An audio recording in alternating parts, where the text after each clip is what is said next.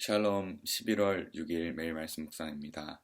한 주간 동안 평안하셨는지요? 오늘도 하나님께서 우리 가운데 평강으로 임하셔서 주님께서 기쁨과 즐거움을 주시는 하루가 되시길 소망합니다. 이번 주에도 여전히 계속해서 여호와 하나님의 이름에 대해서 묵상해보고자 합니다. 오늘은 우리의 의로움 되시는 여호와 하나님의 이름인 여호와 찌드케이누라는 이름을 묵상하며 그 이름이 등장한 본문을 함께 묵상해보고자 합니다. 오늘은 예레미야서 23장 5절에서 6절 말씀입니다. 제가 봉독하겠습니다. 내가 다윗에게서 의로운 가지가 하나 돋아나게 할 그날이 오고 있다. 나 주의 말이다. 그는 왕이 되어 슬기롭게 통치하면서 세상의 공평과 정의를 실현할 것이다. 그때가 오면 유다가 구원을 받을 것이며 이스라엘이 안전한 거처가 될 것이다. 사람들이 그 이름을 주님은 우리의 구원이시다 라고 부를 것이다. 아멘. 우리가 신앙생활을 하면서 하나님 앞에서 어떻게 하면 바르게 살 수 있을까 고민하는 것은 신앙인으로서 당연히 가지게 되는 생각일 것입니다. 구약의 율법은 우리가 의롭게 되기 위하여 지켜야 할 말씀이 많다고 이야기하는 것 같지만 실상 이스라엘 백성은 역사적으로 볼 때 하나님 앞에서 온전히 율법을 지키기는커녕 언제나 반역하는 존재로 그려지고 있습니다. 오늘 본문 역시 반역한 이스라엘 백성은 예루살렘에서 쫓겨나게 되고 예루살렘이 멸망하게 된다는 예언의 말씀 가운데 나타나는 구절입니다. 그렇다면 오늘 우리는 어떻게 하면 하나님의 말씀을 순종하며 살아갈 수 있을까요? 오늘 본문은 어떻게 하나님 앞에서 의로운 삶을 살 수 있을지 그것을 예언해주며 말씀해주고 있는 본문입니다. 결론부터 말씀드리면 우리는 스스로 의로워질 수 없습니다. 아무리 율법의 조항을 다 지키려 하여도 그것이 우리를 의롭게 해주지 못합니다. 예레미야는 오늘 본문을 통해 강조하고 있습니다. 우리는 절대 불가능하다. 우리의 능력으로는 하나님 앞에서 의로울 수 없다. 오직 하나님 그분께서 보내신 한 분으로 말미암아 의로운 백성으로 살아갈 수 있다고 이야기합니다. 그것이 누구입니까? 다윗에게서 의로운 가지가 나온다고 합니다. 의로운 가지는 왕이 되어 의롭게 통치하고 세상의 공평과 정의를 실천하는 존재입니다. 그리고 그가 다스리시는 나라 이스라엘은 안전한 거처가 된다고 합니다. 그 이름을 바로 주님은 우리의 구원이시다 라고 표현하는 것입니다. 그것이 이름으로 표현되었기 때문에 오늘 본문 말씀의 따옴표로 기록되어 있습니다. 그런데 이 본문 말씀에 번역된 이 주님은 우리의 구원이시다 라는 이 말씀은 원어로 이야기할 때 여호와 찌드케이누 직역하면 우리의 의로움이 되시는 여호와입니다. 즉 여호와께서 우리의 구원이시다라는 말로 번역될 수 있는 이유는 바로 그 구원이시라는 것 자체가 우리를 의롭게 하셨기 때문에 바로 우리를 의롭다 하심을 말씀해 주셨기 때문에 그것이 우리의 구원이라는 것으로 번역된 것입니다. 결국 이 이름 역시 우리를 의롭게 하시는 여호와 그 하나님에 대해서 오늘 설명해 주고 있는 것입니다.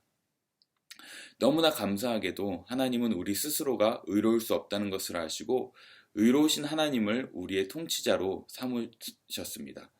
그리고 그것을 완성하시려고 예수님을 보내주셔서 공의로 다스리시는 나라를 우리에게 허락해 주셨습니다. 그것이 어떻게 가능하게 되었습니까? 오늘날에도 이스라엘이라는 나라가 있지만 이 말씀이 어떻게 우리에게 가능하게 되었습니까?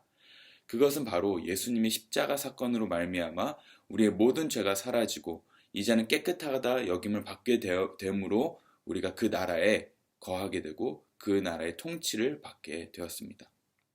어떻게 의롭게 다스리고 계십니까? 오늘 본문에는 의로운 가지가 나왔다고 하는 표현으로 말씀해주고 있습니다.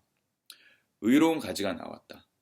이 표현을 통해서 생각나시는 구절이 있으실 것입니다. 바로 예수님께서 말씀하신 요한복음 15장 포도나무 비유를 떠올리실 수 있을 것입니다. 나는 포도나무요 너희는 가지니. 의로움이 되시는 여호와 곧 예수님께서 우리를 그분의 나라에 다스리시는 방식은 바로 포도나무 비유처럼 다스리시는 것입니다. 곧 시 공간을 초월하여서 우리가 예수님 안에 거하게 되면 우리는 의로운 존재가 됨과 동시에 그분의 나라에서 살아가면서 그분의 다스리심을 받게 되며 살아가게 됩니다. 예수님 안에 거하면 곧 열매를 맺게 된다는 말씀이 우리 삶의 실제가 된다는 것입니다. 그렇다면 단순히 우리가 도덕적으로 깨끗이 하려고 하는 사람과 예수님의 의로운 열매를 맺는 사람의 차이는 무엇일까요? 스스로 의롭게 여김을 받으려고 노력하는 사람은 열매를 맺지 못합니다. 왜냐하면 그 의로움을 자신이 취하기 때문입니다. 그러나 예수님 안에 거하며 의로운 열매를 맺는 사람은 모든 영광을 하나님께 돌립니다. 자신이 한 것 없다고 이야기합니다. 자신이 노력하며 의로운 삶을 살려고 하는 사람은 자신의 능력으로 선을 행하지만 그 결과는 그렇지 못하는 삶을 사는 사람에게는 정죄합니다. 그러나 의롭다 여김을 받은 사람은, 그렇게 용서를 받은 사람은 자신이 죄인임을 인정하며 용서받은 것에 감사함을 표현하기 위해서 선을 행합니다. 저는 이번 주에 소록도에서 한센이를 20년 넘게 환자들을 보살피신 치과의사분의 강연을 듣게 되었습니다. 그분이 어떻게 그 시간을 거기에서 헌신하며 지내게 되었는지 간증하는 이야기를 들으면서 참으로 부끄러웠습니다. 그분은 치과의사 면허를 취득한 이후 지금까지 소록도 국립병원에서 한센인들, 곧 문둥병자 환자들을 보살피고 계시는데요. 원래 처음에 그분은 1년만 그곳에서 섬기기로 하셨지만 기도 가운데 계속 그곳에 있으라는 마음으로 지금까지 섬기고 계시다고 합니다. 그분은 마음의 한켠으로는 한국의 슈바이처처럼 치과의사로 그 삶을 살아내자는 마음으로 지금까지 살아내셨던 것입니다. 그분은 매일 기도와 말씀으로 하루를 시작하고 어떻게 그분들을 사랑할 수 있을까라는 고백으로 살아내신다는 그 고백을 듣게 되었습니다. 그것만으로도 참으로 놀라웠지만 정작 그분 자신은 여전히 500여 분 남아있는 그 소록도에서 자신이 죄인이라는 사실을 알게 하시며 그분들을 섬기고 계신다는 사실이 저에겐 충격으로 다가왔습니다. 더 놀라운 사실은 자신이 죄인이기 때문에 그분들을 통해서 자신이 죄인임을 드러내게 하시려고 자신을 그곳에 하나님께서 계시게 하셨다는 것, 그것만으로도 놀랍지만 더 놀라운 사실은 그분들을 한 분 한 분 섬길 때마다 그분들을 통해서 예수님을 만나고 계신다는 것에 그 고백에 더욱더 놀라웠습니다. 즉 이분은 자신의 능력이나 의로움으로 그곳에서 그분들을 섬겼던 것이 아니라 정말 하나님이 주신 은혜로 말미암아 25년을 그렇게 소록도에서 살아내셨던 것입니다. 이제는 한센병이 많이 정복되어서 이전처럼 큰 작업이나 어떤 치료가 필요하지는 않아서 그분은 이제는 내 일을 다 했구나, 내 소임을 다 했구나 하고 이 섬을 떠나도 되겠구나 라는 마음을 먹으셨다고 합니다. 그런데 기도 가운데 앞으로의 일정을 결정하기 위해서 기도하고 있는데 더 남아있으라는 마음을 주셨다고 합니다.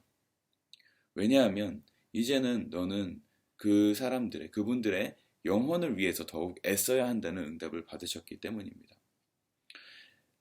이전에 처음에 이제 이분이 소록대 오셨을 때만 하더라도 그리고 그 이후에 10여 년간은 많은 분들이 80%가 기독교인이고 20%가 카톨릭 신자라고 합니다. 그리고 그분들의 신앙은 참으로 뜨거웠다고 합니다. 새벽 3시가 되면 저 멀리서 어두컴컴한 곳에서 저 멀리 길에서 기어오시는 분이 보인다고 합니다. 새벽부터 나와서 기도하기 위해서 말입니다. 그리고 자신이 아는 많은 사람들과 심지어 소록대에 방문하셨던 분들을 위해서까지도 기억하고 평생 기도하고 그런 삶을 살아내신다고 합니다. 그리고 말씀을 들을 때면 그렇게 뜨겁게 아멘 하시던 분들이었다고 합니다. 그런데 최근에 많은 여러 가지 지원을 받게 되면서부터 그분의 통장에 돈이 그렇게 많이 쌓이고 있다고 합니다. 물론 정말 부유한 그런 것은 아니지만 정말 꼭 필요한 그런 정책이지만 아이러니하게도 그런 풍족한 삶을 살아가기 시작하면서부터 예배가 냉랭해지기 시작했다고 합니다. 이제는 목사님들이 말씀을 전하다 하더라도 아멘은 듣기는커녕 정말 그분들의 신앙이 정말 차가워지는 것을, 냉랭해지는 것을 보는 것이 너무나 안타깝다고 합니다. 그래서 기도 가운데 그런 마음을 주셨나 봅니다 라고 합니다. 그분들의 영혼을 위해서 그분들이 모두 천국 가도록 기도하며 도우라는 마음으로 이 섬에 더 지내라고 하셨고, 그래서 순종함으로 더 지내기로 최근 결정하셨다고 합니다. 정말 내가 의로워서 하는 일이 아닌 하나님이 우리를 의롭게 하실 때 이런 삶을 살아낼 수 있는 것 같습니다. 이 선생님의 이름은 오동찬 선생님입니다. 이 선생님은 매일 하나님을 느낀다고 고백합니다.